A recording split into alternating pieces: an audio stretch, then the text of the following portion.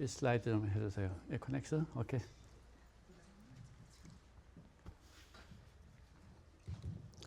안녕하세요.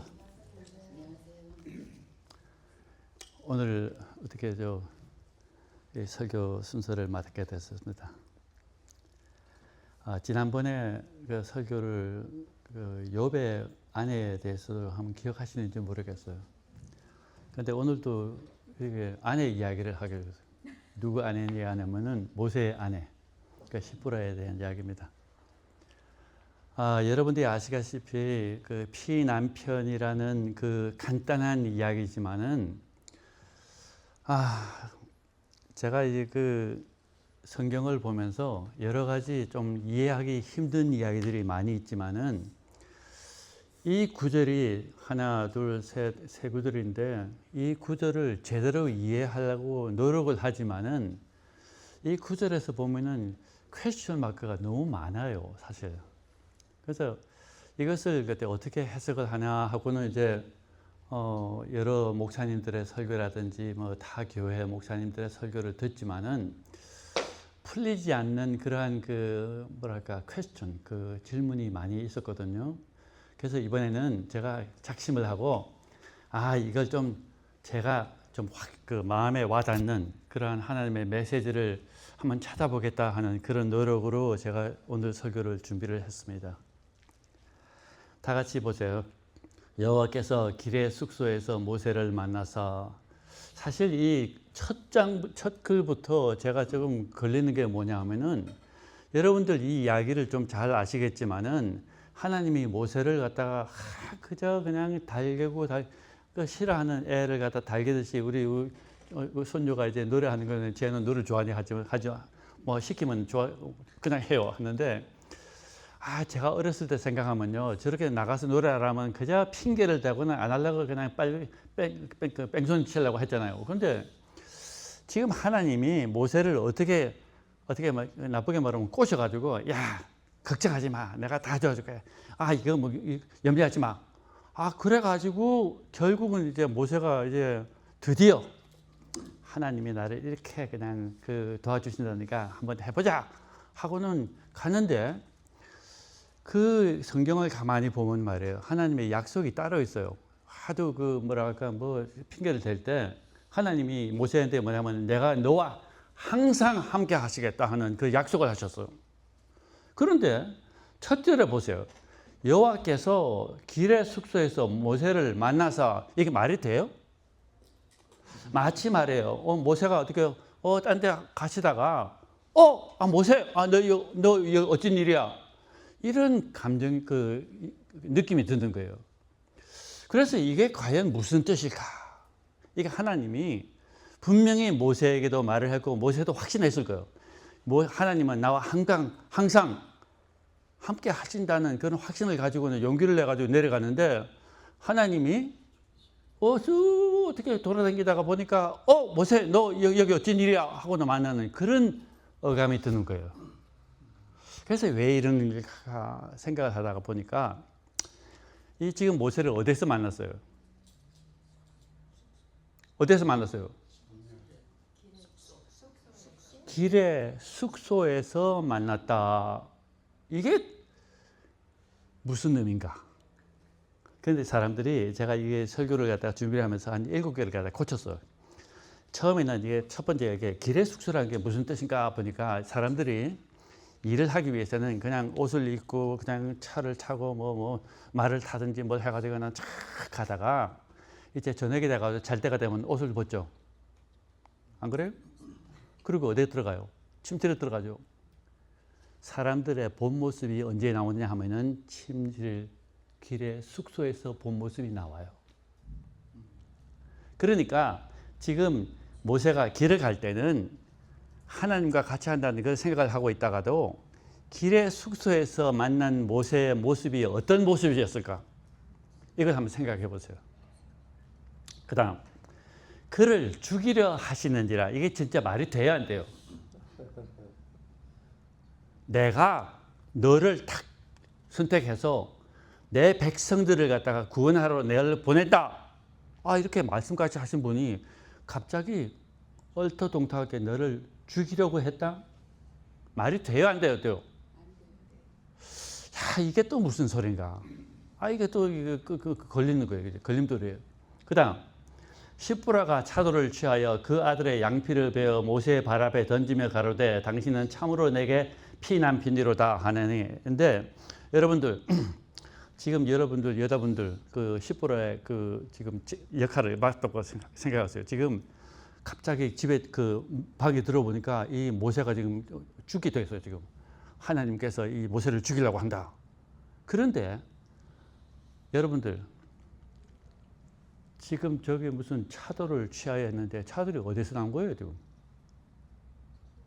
그리고 그 아들의 양피를 베었다는 게 그 아들이 어디에 있는 거예요 지금? 그리고 양피를 베었다 하는 게 그러니까 우리가 서컴시즘, 그죠?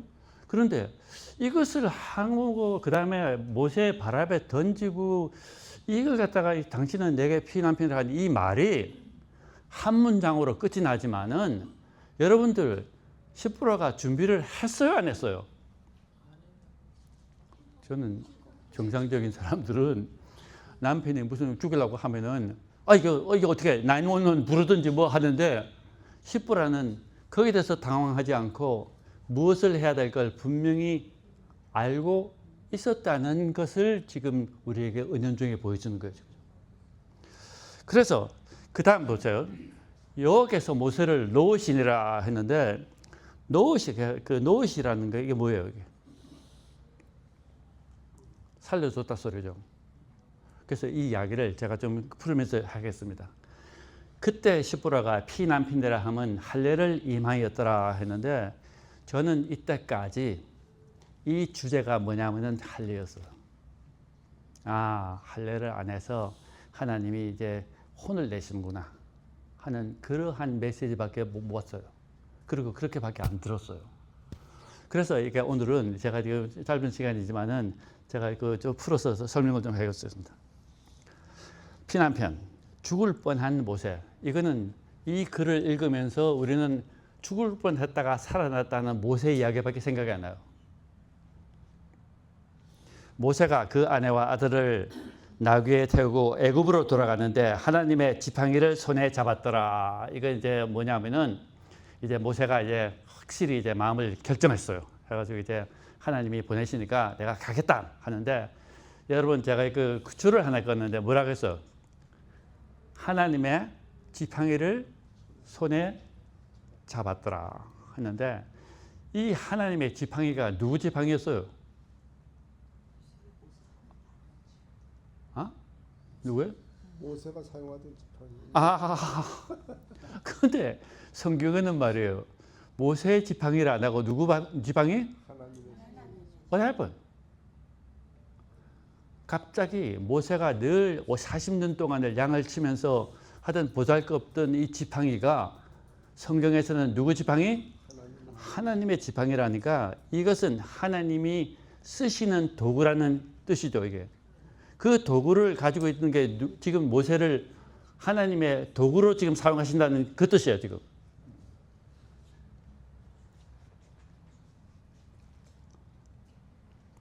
(80세의) 노인 모세가 여러분들 지금 연세가 80 넘으신 분 없죠? 70 넘어. 에? 벌써? 70 넘으신 분. 자, 좋습니다. 지금요 사람들이 솔직히 말해서 80이 되면요 이제 인생 막장이에요, 사실. 안 그래요? 이제 할 일 없다. 내가 이때까지 젊었을 때는 꿈이 있었는데 이제는 그냥 와이프 밥 해주는 잘 먹고 하지 말고 그냥 조용히 있다가 가야지. 그런 나이인데 지금 80세 나이가 애굽을 향하는 이유가 뭐예요? 하나님의 백성을 인도하기. 이거는 역사적으로도 진짜 대단한 정말 중요한 역할을 하기 위해서 80세가 넘은 할배가 지금 나가는 거죠. 그런데 지금 40년 동안 가정을 가지고 있던 나무 막대기가 평범한 막대기가 아니라 하나님의 막대기라고 성경은 부르실 때 이 하나님의 막대기라고 했을 때 모세의 심정이 어떨까요? 제 폼 잡아볼게요. 내가 누구야 이제. 이거 보여? 보여 이게? 누구 막대기? 하나님이 나한테 주신 진짜 기가 막힌 요술 방망이 같은 하나님의 권능이 내 손에 갖고 있어. 그런 생각을 했을까요? 안 했을까요? 그 뭐 성경에는 그 말이 없으니까 저는 이제 개인적으로 내가 만약에 모세를 했다면은 장로님 조심하세요. 이거 보여 이게? 그러한 생각을 했을 가능성이 있었을 것 같아 하는 게 제 자신을 돌이켜 볼 때는 가능성이 있는 이야기예요. 자, 그다음 모세가 하나님께 고하되, 이게 성경에 있어요. 분명히 하나님이 가라사대 내가 정녕 너와 함께 있으리라는 약속을 하심으로써 모세가 용기를 내 가지고 이제 이게 모세를 그 이집트로 애굽으로 내려가잖아요, 그죠? 그런데 마지막에 제가 이제 그 하이라이트한 게 너희가 이 산에서 하나님을 섬기리니 이것이 내가 너를 보낸 증거니라 했는데, 지금 혹시 기억하시는지 모르겠어요. 모세가 그 바로한테 가가지고 너 왜 자꾸 나 그 백성 끌고 나가려 그래 했더니 내가 사흘 동안 나가서 하나님께 예배드리러 나가겠다. 그걸 허락해 주세요. 그거 기억하세요? 그런데 여러분들 지금 하나님을 섬기기 위해서 하나님의 백성을 갖다가 이제 우리가 내가 끌고 나갑니다 하는데, 지금 그 목사님이 기도하셨을 때 안식이라는 것이요 말이에요. 사실 하나님을 섬기기 위해서 초청이에요. 안식일은. 우리가 안식일을 갖다가 어떻게 깊이가 그 생각하기 전에 안식일의 주인이신 예수 그리스도를 만나러 오신 분들이에요, 여러분들. 아멘. 그러니까 하나님은 처음부터 끝까지 우리에게 요구하시는 건 뭐냐 하면은 나를 섬기러 오라 소리예요, 이게. 그래서 우리가 내 모습이 지금 아이고 제가 이게 목사님 저 장로같이 뭐 렉처를 안 했지만은 이 꼬라지를 보고 네가 왜 복장이 이러냐 저러냐 이게 중요해요. 하나님은 우리 탕자 이야기 몇 번 했잖아요. 냄새나는 그러한 옷을 입고도 하나님께 나갔을 때는 아버지의 마음이 어때요? 너무나 좋은 거예요. 죽으려 갔다가 살아난 아들을 보는 눈과 내가 아버지를 만나가는데 선물도 준비해야 되고 옷도 잘 입고 뭐 삐까삐까하고 좋은 차 타고 그것을 하나님이 원하시느냐? 아니에요. 그러면 좋긴 좋겠죠. 그렇지만 우리가 알고 있는 하나님 아버지는 내 앞에 와서 나와 관계를 가지자는 것이 하나님의 그 마음이세요. 그게 하나님의 사랑이세요.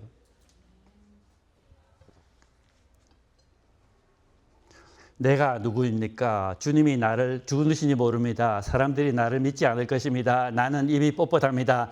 보낼 만한 자를 보내서도. 지금 모세가 몇 번 핑계를 냈어요? 몇 개? 5개. 모세하고 오하고 좀 관계가 있는 거 아세요? 5개.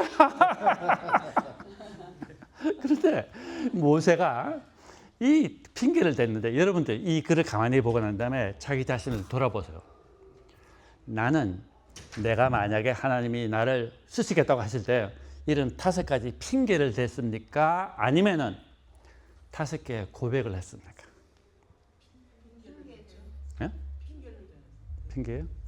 그러면은 사실 내 실력은 이거보다 더 낫다 소리예요?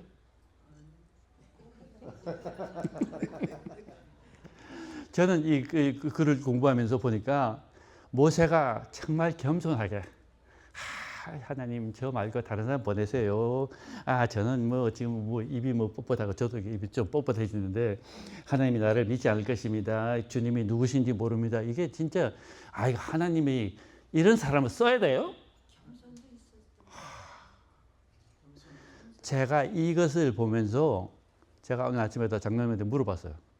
이것은 모세의 고백입니까? 안 그런 핑계입니까? 여러분들 보는 눈이 고백이라고 생각하시면 좋아요. 저는 볼 때. 하나님 앞에서는요. 아무리 이 세상에서 인정해 주는 자격이 있더라도 하나님 앞에서는 나는 죽을 수밖에 없는 죄인입니다. 그게 그런데 자, 이러한 사람이 하나님께서 그저 이제 연기를 주고 해가지고 이제 떠납니다. 그런데 길을 가다가 숙소에서 모세를 만나 죽이려 하신다. 그렇다면은 죽이려고 한 이 이유를 분명히 우리는 알아야 돼요. 그런데 여러분들 생각에는 진짜 그 모세를 죽이려고 했을까요? 어떻게 생각하세요? 성경에는 분명히 모세가 하나님이 모세를 머리 그렇게 흔들면 안 돼요. 왜냐하면 성경은 분명히 하나님은 모세를 죽이려고 했다 했잖아요. 그런데 하나님 죽였어요, 안 되겠어요? 그러면 하나님이 실패했어요? 그러니까 우리가 성경을 읽을 때 성경에는 이게 볼 때는 하나님이 모세를 죽이려 하셨다 하면은 그런 줄 아세요. 분명히 하나님은 모세를 죽이려는 목적이 분명히 있었어요. 뭐였을까요? 아니, 저는 분명히 말했어요. 나는 자격 없다고요. 하나님, 당신이 날 보냈지 내가 가겠다 했습니까? 그런데 왜 날 죽이려고 그래요? 말이 돼요? 아니, 왜 돼요? 사실 하나님이 만약에 날 죽이려면요, 하나님 내가 언제 내가 앞장섰습니까? 하나님이 보내라고 그냥 저한테 무슨 용기를 주시고 뭐 지팡이 주시고 해가지고 제가 겨우 뛰어밀려 가지고 가는데 이제는 나를 죽이라고 한다는 게 말이 됩니까? 하나님이 모세의 자격을 보고 죽이려 했을까요? 분명히 하나님 아시죠? 자격이 없음을. 그런데 죽이려 했을 때는 무엇을 죽이려 했을까 생각해 보세요. 우리 여바린다 교회 우리 공부하시는 분들 그 머리가 팍 돌아갑니다. 70, 80 아니에요. 진짜 벌써 이 메시지를 보면요, 하나님이 죽이시러 온 것은 모세의 자아였다. 그러면 이야기가 오늘 결론이 나왔어요, 벌써. 그러니까 성경을 보는 게요, 이런 눈으로 보면은 하나님이 나를 미워서 죽이는 게 아니라 우리를 살리기 위해서 너의 자애를 죽이라서 그래요. 자, 이야기가 좀 풀려야지. 할례를 받지 아니한 남자는 창세기에 보면요, 할례라는 것이 이게 의식이지만은 이 할례를 받고 안 받는 것이 그렇게 중요해요. 아브라함의 자손들은 모두 다 할례를 받아야 되는데 누가 이렇게 진짜인지 사실인지 모르지만은 그 2차 대전 때 독일군들이 이 남자 바지를 팍 벗겨 보면은 할례를 받았으면은 유태인, 안 받았으면은 유태인이 아니가. 그게 진짜인지 뭔지 모르지만은 그 정도로 유대인들은 할례라는 것은 목숨을 걸어놓고 행해야 되는 의식이었어요. 그런데 지금 우리가 알기로는 이게 제가 이 글을 하나 적었는데 이게 그 부조와 선지자라는 글입니다. 보시면은 일단 그 인물을 받아들인 이상 이제 모세가 그는 모든 일에 여호와를 전적으로 신뢰하고 전심으로 그 일에 착수하였다. 다 보면은 말이에요. 이것은 당신에게 하나님께서 당신을 전적으로 신뢰하고 그의 명령에 절대적으로 복종하는 사람들의 품성을 강하게 하시기 위해서 이런 일이 일어났었다. 근데 저는 이제 조금 그 이야기를 갖다가 받아들이는 게 좀 힘들어요. 왜냐하면은 지금 모세가 하나님의 이 직분을 받아들였을 때 자아를 죽이고 받았습니까? 죽이지 않고 받았습니까? 아직 그건 모르죠. 이제 이야기를 좀 풀어봅시다. 또 그 부자 선지자 그 보면은 그러나 그가 알고 있는 의무를 등한히 하는 생활을 사는 한 천사들의 보호를 받을 수 없다 했는데 여기서 말하는 의무가 뭘까요? 유대인으로서 당연히 해야 될 의무가 뭐였어요? 할례. 할례를 안 해서 하나님이 죽이려고 했을까요?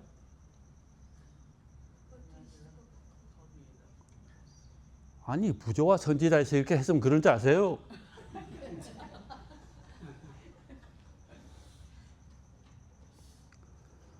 자, 이 점을 우리가 좀 깊이 좀 생각해 봅시다. 지금 이 이야기에서 제가 그 그러니까 여러분들의 그 생각을 이끄는 게 뭐냐면은 모세는 자격이 없다. 하나님이 우리를 부르실 때 자격을 보고 부르셨습니까? 안 그러면은 너는 내 자녀이기 때문에 부르셨습니까? 그런데 여러분들이 내가 자녀를 그 자격을 갖춰야지 하나님의 자녀가 된다고 생각하면은 탕자예요. 그래서 그 탕자가 아버지에게 다가설 때 아버지 저는 당신의 아들로 부름을 받을 자격도 없습니다.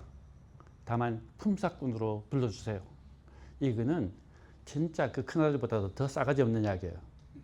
아버지가 지금 일을 아들을 하는데 이 그 아버지의 마음을 갖다가 그냥 완전 뒤집어 놓은 거예요. 뭐라 그래요? 나는 품삯꾼으로서 하루 일하고 돈 받아서 우리 집에 갈래요. 그 소리예요. 아버지하고 나하고는 아버지의 자녀로서 이 관계를 못 맺겠다는 거예요, 지금. 그래서 제가 아까 그 모세가 5번 그 핑계대를 어떻게 생각하십니까 했는데 사실 우리가 솔직히 우리 자신을 보면요. 그 5가지의 핑계는 우리가 자격이 있다 없다? 없다는 것을 지금 성경에서는 가르치고 있는 거죠.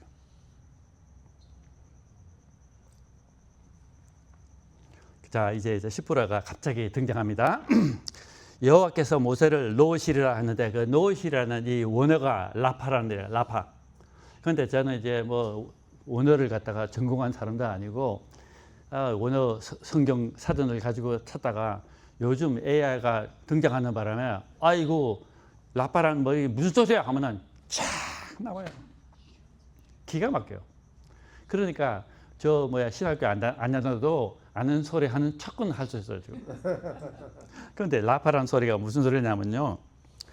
라파라는 단어는 다시 보세요.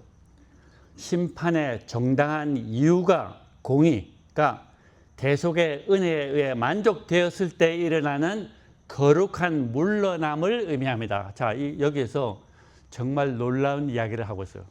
하나님이 풀어줬다 하는 것은 하나님이 기대하시는 어떠한 해결책을 누군가가 주었다는 소리예요. 그러니까 시브라가 한 게 뭐예요? 아들 표피 잘라가지고 그 표피 피를 갖다가 모세 발에다가 대었던 그거밖에 없잖아요.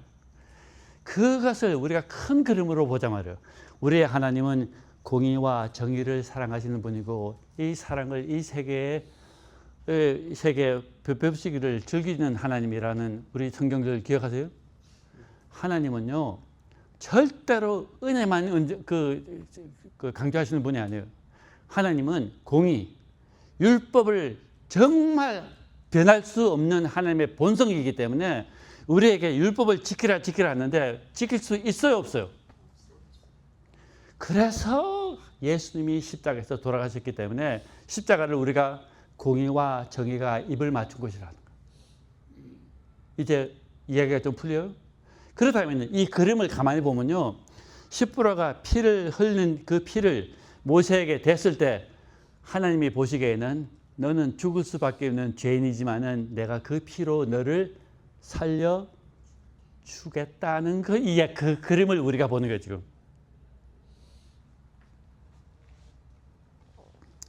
피난편의 교훈은 엄중합니다. 하나님의 공의는 결코 죄를 간과하지 않으십니다. 그러나 하나님의 은혜는 그 공의를 만족시킬 피를 우리 모두를 위해서 친히 준비하셨습니다. 하는데 가장 좋은 예가 뭘까요? 십자가. 또 6월절.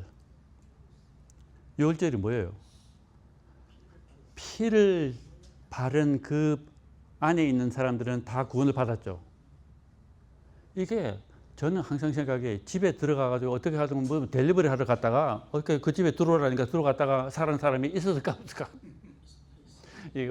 제가 억지가 아니라 이 의미가 뭐냐면은 6월절의 의미는요. 이 피를 바른 집 안에만 들어가면은 다 구원을 받았어. 자격을 보고 신분증 꺼내봐. 요즘 그 ICA가 뭐 나와가지고 신분증 꺼내보고 다 자격 보고 그게 맞추면 살려주고 안 그러면 저 잡아가고 하는 그런 게 아니고 그냥 이 집은 피를 바른 집이다 하면은 죽음의 천사가 지나갔다는 거예요. 그게 십자가 아니에요? 이 그림이 마찬가지예요. 지금 피난편의 이 교훈은 딴 게 아니라 예수 그리스도의 십자가를 이야기하고 있어요. 지금. 모세는 이 사건을 통해서 깨달았습니다. 내 생명은 이제부터 내 것이 아니라 살리심을 받은 언약의 피로서 산 하나님의 것이구나.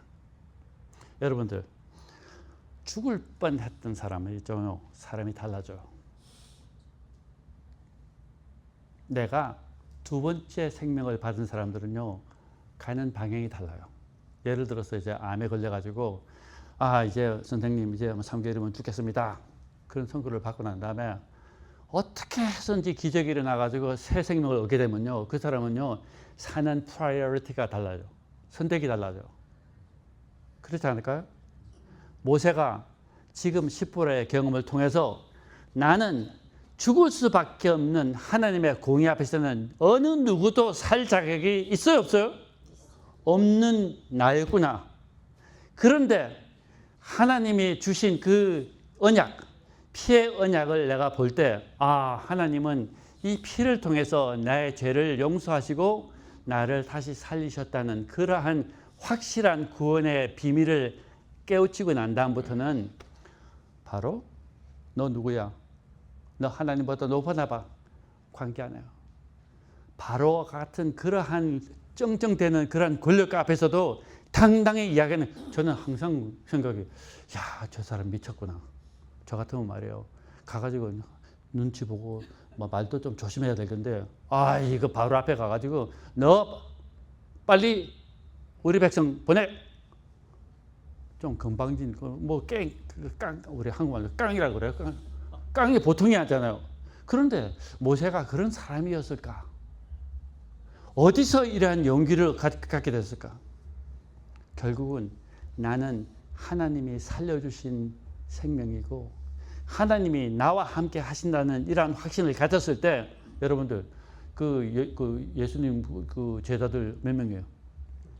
11명, 12명 됐는데 그 사람들이 잘 죽었어요? 못 죽었어요?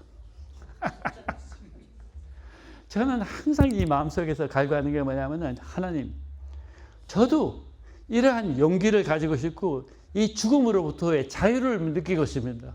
어떻게 이 사람들은 이렇게 미쳐버렸어요? 저도 미치고 싶은데 이 머리가 자꾸 또 계산을 하고 하다 보니까 이게 안 들어오는 거예요, 그냥. 그런데 이 비밀을 여기서 자체 발견한 거예요. 내 자신이 죽을 수밖에 없는 죄인이 하나님의 은혜로서 지금 내가 이 교회에 나와서 하나님 앞에 있다는 이 사실을 피부로 느끼고 가슴에 새기면요, 지금 상대방을 보는 눈이 달라져요. 여러분들, 제가 가끔 묻죠. 원수를 사랑하라. 할 수 있어요? 할 수 있어요?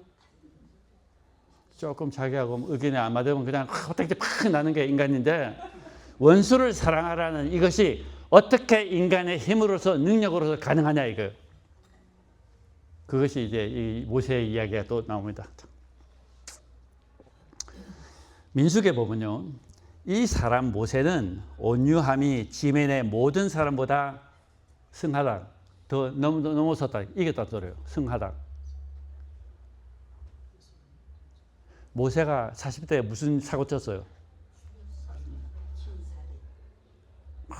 뜨거운 혈기, 내 백성을 네가 건드려? 하고는 두고 뺐잖아요. 그래가지고 두고 뺀 게 좀 지나쳐가지고 사람을 죽여버렸어. 그 사람은 범죄자, 살인자였어요. 그러한 이 뜨거운 열기가 40년 만에 식었을까요? 안 식었을까요? 사람 안 변해요. 그런데 이 사람의 마음이 변한 것이 언제 일어나느냐? 결국은 나도 이러한 죽을 수밖에 없는 죄인인데 다른 사람들의 잘못을 보면요, 저거 별거 아니야. 나도 똑같아요. 그러한 은혜를 받은 사람만이 원수를 사랑할 수 있는 가능성이 있다 소리예요. 그러니까 속에 뒤집어진 사람이 앞에 나오면요, 생각하세요. 하나님, 저를 구원해 주셔서 감사합니다. 하나님의 용서란 것이 이렇게 어마어마한 거구나. 이 사랑을 느끼는 것이 힘이 되고 동력이 돼서 우리의 본성을 바꾸는 거예요. 이 본성이라는 게 누구 본성이에요? 예수님의 본성이에요. 그게 우리가 성령에 들어와서 맺는 성령의 열매라는 거예요. 자, 우리가 볼 때 이 모세가 40년 동안에 그렇게 그냥 뭐 고생을 했겠지만은 자기 수련해가지고 사람 변했을까? 이러한 모세를 지금 하나님이 이 이집트에 애굽에 가가지고 내 백성을 구하라 하는 그런 어마어마한 그런 사명을 줬는데 하나님이 가만히 보니까 모세야, 내가 지금 하고자 하는 이야기를 네가 다시 잘 들어. 나는 내 백성뿐만 아니라 지금 창조부터 마지막 하나님의 예수님의 재림까지 이 모든 내 백성을 어떻게 구원을 베풀 것인가 하는 그 레슨을 네가 좀 배워야 돼요. 그래서 지금 내가 너를 죽이려고 하는 것도 모션이야. 이건 뭐 페이크 뭐 폼인데 내가 죽을 수밖에 없는 죄인을 하나님께서는 먼저 용서하시는 목적이 계단이 뭐냐면은 피의 희생이 분명히 따라야지 내 공의를 덮을 수가 있어.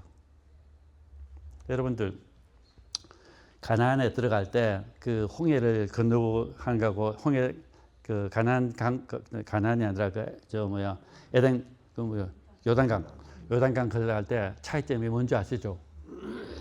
그 홍해를 건널 때는 모세가 뭘 썼어요? 지팡이가 누구예요? 하나님의 권능이죠. 하나님의 지팡이니까 다 하니까 강이 쫙 벌어져서. 그런데 여러분들 이 이집트를 해방된 그러니까 이집트 그러니까 이스라엘 백성들이 싸가지가 있는 백성이었어요. 안 그러면 구원을 받을 자격이 전혀 없는 백성이었어. 그런데 여러분들 가만히 순서를 봐요. 이러한 백성을 구하기 위해서 하나님은 하나님의 권능으로서 그 바다를 걸렸어. 자, 그 다음에 요단강을 건널 때 차이점이 뭐였어요? 제사장이 뭐를 가지고 가요? 법궤죠, 그죠? 법궤라고 왔는데 저는 이때까지 이 법궤를 어떻게 생각했냐면은 법궤는 하나님의 율법.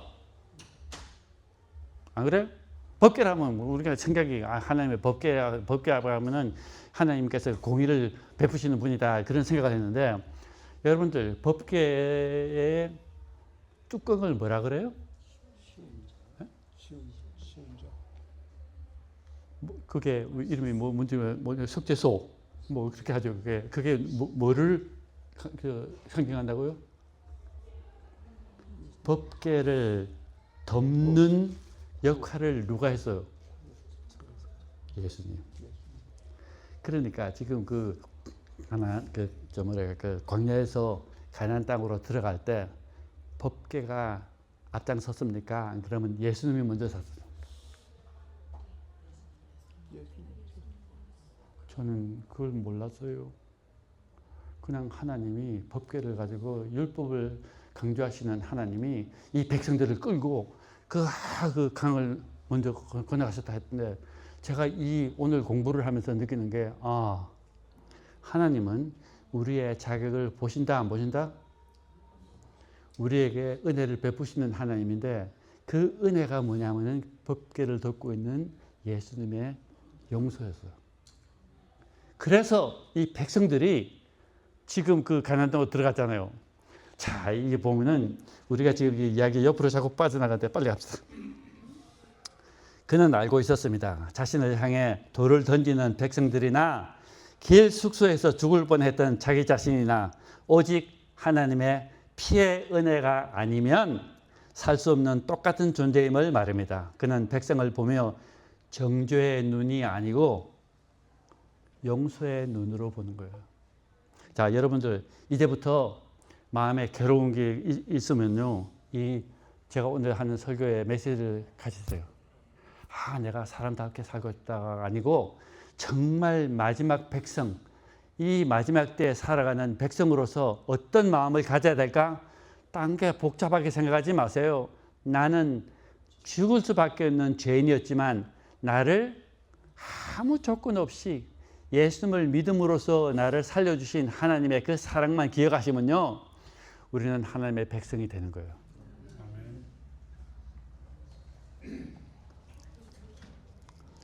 모세는 이제 자기 감정으로 일하지 않았습니다. 수많은 백성이 자신을 원망하고 돌을 던지려 할 때 그는 맞서 싸우지 않았습니다. 대신 하나님 앞에 엎드렸습니다. 이게 하나님의 그냥 날 죽여주세요 그게 아니라 하나님께서 하나님의 용서를 구하는, 이게 누구 모습이에요? 예수님의 모습. 우리가 하나님이 원하시는 우리의 품성의 변화는요, 예수님의 품성을 담으라서 그래요. 그 품성을 담기 위해서는요, 내가 얼마나 죄인이라는 걸 확실히 깨달아야지만이 예수님의 그 품성이 내 마음속에 들어와요. 그리고 이 품성이 열매를 맺기 시작해요.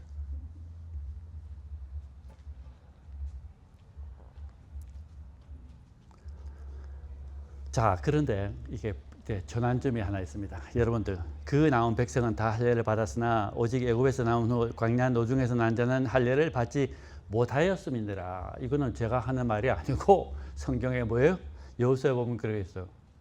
아니 지금 모세가 지금 할례 때문에 죽을 뻔했었는데 할례를 안 했대요.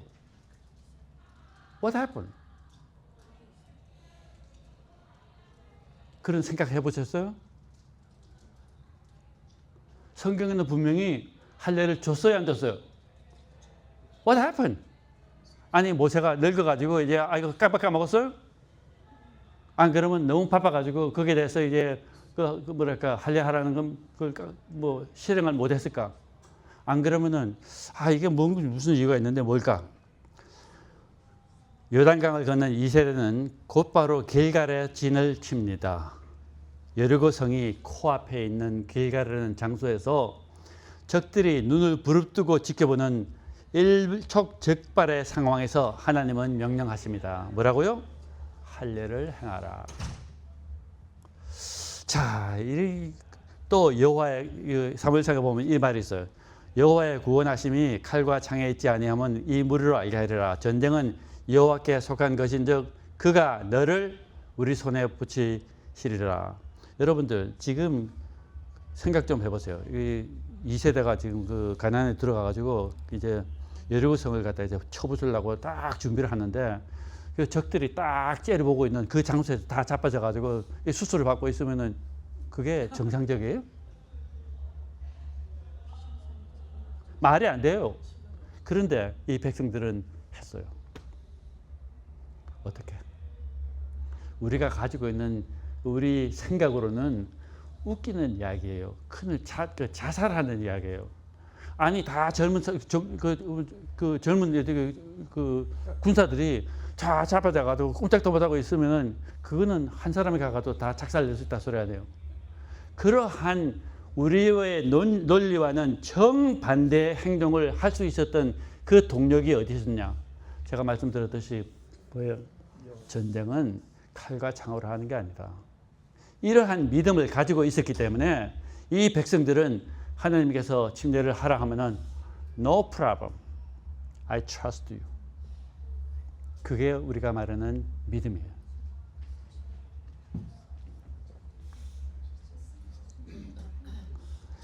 여호와께서 여호수아에게 이르시되 내가 오늘날 애굽의 수치를 너에게서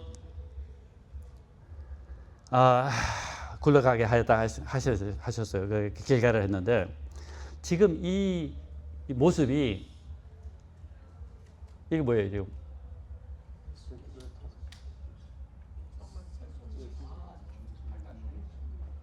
연결 있어요 없어요?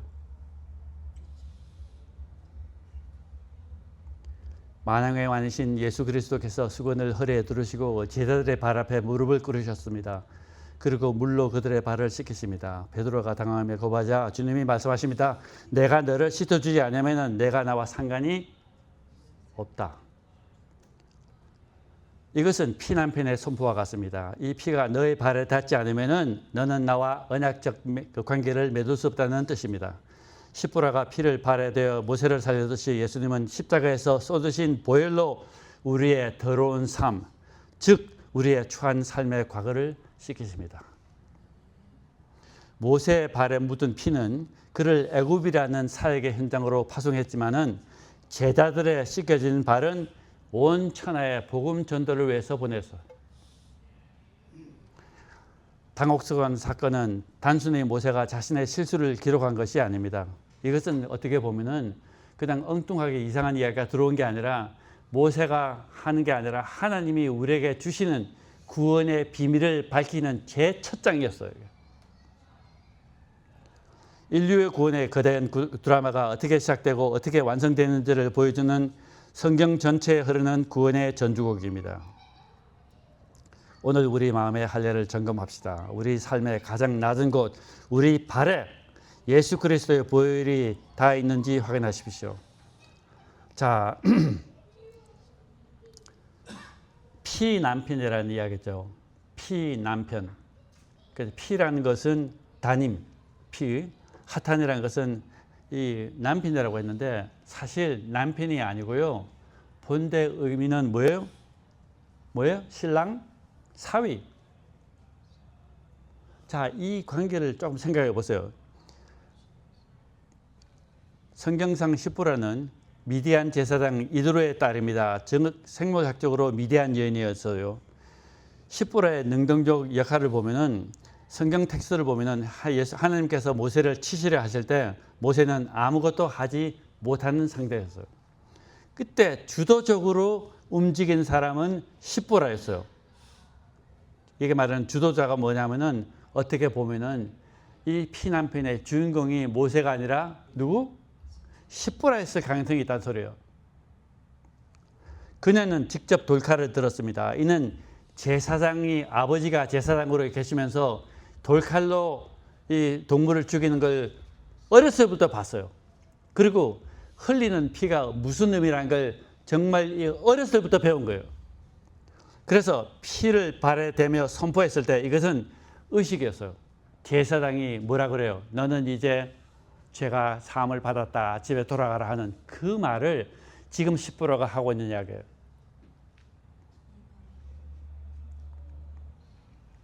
결론은 십보라가 위대한 제사장의 딸이었다는 사실은 그녀가 피의 의미와 할례의 중요성을 알고 있었음을 뒷받침하는 강력한 배경이 된다.